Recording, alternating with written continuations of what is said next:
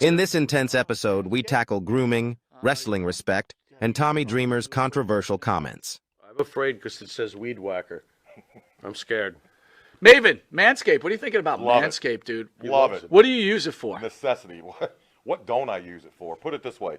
The only hair I have on my entire body is these eyebrows. Yeah. That you see. These Wow. caterpillars racing to the middle of my nose. That's it. That is it. That's all I have. And that's all I want. That's the So big- Manscaped is a You- must. We were talking before the show. There's nothing worse than just hair. Yeah. Right? Hair on a woman, hair on a man. It's just bad. Absolutely. And it's the one thing that the older I get, it starts growing more in unwanted areas. Absolutely. I hate it. I'm going to ask you a question. Uh-oh. Just going to go out there. Oh, boy. Go for it. You're doing a deed. Yes. Again, I don't want you to have to admit this because we, as men, we try not to admit this. But if you're going to Oh, go I do know the deed where- on a I woman, know where would you he's rather going. have her be hairless or a little hair, racing stripe, or Racing stripe. full retro bush? Well, Racing stripe. Retro Bush is out. Yes, thank you. Retro Bush is out. Yeah. I don't mind a small, well manicured landing strip. Every now and then, if it's completely, and I'm talking like baby's ass bald, then I start. Where is that pedophilia line? I don't want to Wow. wander into that. That's thought very of it like interesting. that. I never thought about that. You're a Wow. smart dude. Holy shit. So if the landing strip is clean enough for the plane to go in smoothly, you're cool with that? If the landing strip has, like I said, well manicured, Yeah, you can see both sides. It's not Like blinking lights on both sides of that I landing? just don't. I don't want. I don't want the shrubbery going off into unwanted areas on that as well. Gotcha. Yeah, Oh, look but- what you found. Ooh. I got to be all honest though. Hey, the older I get though, I don't think I can be as I found it! I found have it! you ever gone down there and she slowly brings down the underwear? Then What is retro? Just, Absolutely. You're like, whoa. Wow, Yeah, like, I'm like 46, it of pops course. out? Do you like walk out or what do you do? No, I muster through. I muster up the courage to get He's a through. trooper. He's a trooper. Gotta give him an A. Not all heroes wear capes. Yeah, There you go. I hear you. There you Listen, go. I couldn't Super say. Bush. I couldn't say. Well, if you have the same beliefs as Maven does, Manscaped could help you. Absolutely. The weed whacker. Absolutely. What are you thinking? I'm thinking that I may have to, go in a room, close the door, and hang out with the weed whacker for a little while. Yeah, I think you're a retro guy, aren't you? I like 70s adult films, if that's what you're getting at. Yeah, there you go. Yeah, but only with that, Ron we're going to take a Jeremy, quick Batman. commercial break and we'll be Anyway. back with this wrestling icon, Maven. We will see you in a drop kick second. Drop kick.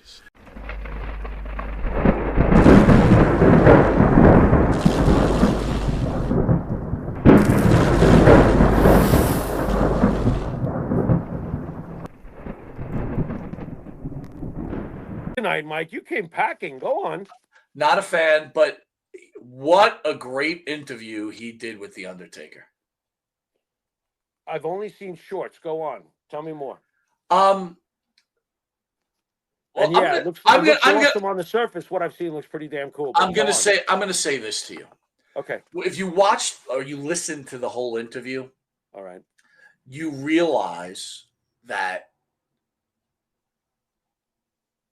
if you're doing this, right, Mhm. no matter how popular you are, right, Okay. What is this? This. the podcasting, interviewing, the shit that we do, other people do, All right. you're never gonna ever be taken seriously like they take each other seriously. That boys club, it's like you'll never be in. So if you ever think you're in, you know what Rob Van Dam said last week that Dylan kept saying to him, "Are you my friend? Are you my friend?" Right. You'll never be in. So for podcasters out there that interview these wrestlers or whatever, interview athletes, but we're talking about the wrestling world, right? Mm-hmm. It was never more evident that these guys, unless you're in the business and you're wrestling, and I'm talking in the business, they play the games like, oh, if you're an indie guy, we show you respect. No, bullshit. If you're in the WWE, or you in a WWE or WCW or NWA, they treat each other with respect. And no matter how hard anybody tries, And you'll even never then, get that's their not respect. And even then, that's not a guarantee that That's they treat true. each other with respect. That's true. You know, honestly, what we do, and you know that this is 100% true when it's coming from me. When I say this, I don't ever expect to be in the business as one, and I could never be one of the boys. And I even completely have the nerve to get it that that's their relationship with each other. Well, And can I ask you this though? they have every right to that. But wait a minute. That's their right. In order to get respect, you got to give respect, right? I'm following. Go ahead. So if they really don't respect you, you look. I've seen you across the table. You're always complimentary. You love the sport. You respect what they've done. You respect what they've done for you in your childhood and beyond. Yeah. Right. That's but true. in reality, they don't fucking respect anybody. Most of them don't. You know, I think there's still exceptions, but they're very few. You know, How does that make you feel? They're very few. It makes me feel like shit because as a fan, if you're asking me, you know, how I felt about professional wrestling as a fan before we got involved in doing what we do, it was still that childhood thing. There was like this fondness and wonderment about it and always fascinated with it. And I didn't know these people or get to see these people personally. And over the years, we have seen, if you look in our library, hundreds of these people. And sadly enough, most of them, you know, have a problem with each other, have done something stupid, have acted stupid. Look, wrestlers are entitled to feel that way about each other. I get all of that. But to disregard the fan, that's bullshit. You know. Well, let me bring it one step further since we're talking about the Bully Ray Undertaker thing, right? So, right, we've discussed how Bully Ray gets mad when people talk about, you know, using, you know, wrestling terminology and blah, blah, blah. And then how dare a fan critique a wrestling match? You don't know shit about it. Right. So now I'm going to play this. This is from Busted Open Radio. And I'm going to start this conversation by saying you, and this is not to Bully Ray this time. This is that fucking can of paint Tommy Dreamer. Tommy Dreamer, who thinks he actually did anything. He's a fucking idiot. He sucks. He's fucking lucky. He's a lucky son of a bitch. But here's the thing. You sit there and you fucking complain about fans. This is the shit we get the other day. And you don't tell me I shouldn't be offended. I want everybody to listen. Jimmy, I want you to weigh in. No, but really quickly, think of all the things. Real quick, think of all the things Jesus has accomplished, and the favorite day of his life was being on stage with Bully and I at the Jericho Cruise, walking on water, parting the Red Sea. I mean, let me meet Bubba and Dave. You too. Hey, listen, I can tell a joke, but I'm also good at handing them off too, bro. Right? And it was Moses that parted the Red Sea, not Jesus. Tommy. Oh, really? Yes, actually, yeah, that's true. He walked on water. He didn't part disease. He fed fishes. Walked on water. I can't believe. Yes. He slept with I fishes. Can't believe you just. I just can't believe that I just gave a perfect handoff. That's right. And this guy just fumbled the ball.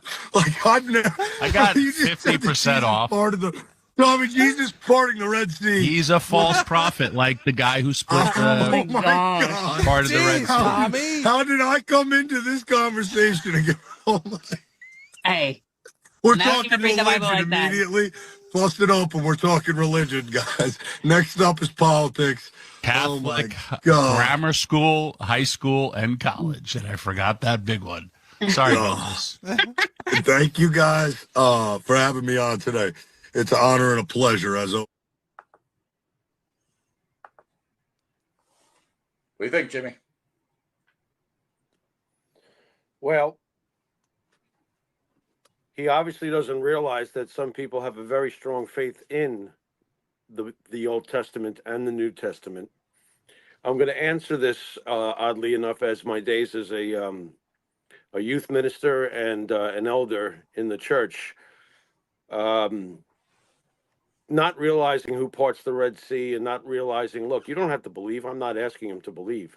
but basically calling Jesus of Nazareth a false prophet is spitting unnecessarily for the sake of a joke, and by the way, a very in bad taste joke. Everything that Jesus stood for and died for is to be respected, whether you believe in it or not. And I have never cracked any kind of religious joke towards any religion, because there are things that are out of bounds. And the can of paint looks like it rolled off the top of the house and hit the pavement and rolled to the fence, because that's over the fence, you know. Rude and annoying and wrong on so many different levels. So not respecting the Judaism of Jesus and the lineage that is clearly drawn out in the genealogies of the Bible, believe it whether you want to or not, but lay off those who do believe and don't use it as a very, very tasteless joke. Well, I kind of feel like, you know what, you get offended over wrestling. Sorry. You get offended over wrestling, but you think it's okay to make. Look, here's the thing. Everything was okay That's with ironic. me. That's a great everything, point, by the way. Well, it is ironic, and it's a joke, but everything was okay with me to the point you started saying he was a false prophet. Yeah. Now you are insulting my religion, other people's religion, and again, you've already been called on the carpet for your insensitive comments about a woman who had psychological problems after Ric Flair put his dick on her, and you thought it was okay. Now you think it's okay to call Jesus Christ a false prophet. Right. Well, here's the good news for a guy who makes fun of that subject. The good news for him is that Jesus will turn the other cheek and tell him to strike the other one. Mr. Know-it-all over there, who doesn't understand the basic principles of why so many millions of people do turn to the Bible, because the Bible actually, if you take a look at the Old Testament and the New Testament, whether it's Moses parting the Red Sea or Jesus shedding the blood, notice the red connection between the two events on the cross. All right, whether you understand the fullness of a beginning, a middle, and an end and actually makes sense is not my problem. And if I have a belief in that, and you know that this has been going on, by the way, for thousands of years, your ECW tapes will not last thousands of years, my friend. I got to be honest with you. I shot at the one who was told at the end of the Old Testament who was to come, and called the prophet, which they said was to come, who came and died in Jerusalem at the hands of the Roman Empire. Thousands of years later, we still talk about this man who turns out to be the Son of God in many of our hearts. And this guy's like throwing shade and when over wrestling. You know what? Wrestling. You know what wrestling. It brings. This gets back to when they booed Hogan. It's wrestling. You know what it brings me to? Fucking weird. Don Imus, who I was not a fan to. I love Don Imus. Made some I didn't, but it doesn't matter whether you like him. Imus. I gotcha. I win. He made insensitive comments towards a basketball players, and he lost his position. Yes, he did. It's a shame on this planet that Sirius Radio finds it acceptable that one of their co-hosts can insult an entire fucking religion and nothing gets done. That nothing gets done to him. Religions. That's the important part, Mike, because Jesus didn't part the Red Sea. Moses parted the Red Sea, okay? And in Judaism, that is a huge deal. And in Christianity, that is a huge deal. But, okay, so but in my sight, in my sight, he didn't know what he was talking about. He made a mistake, and it was a joke.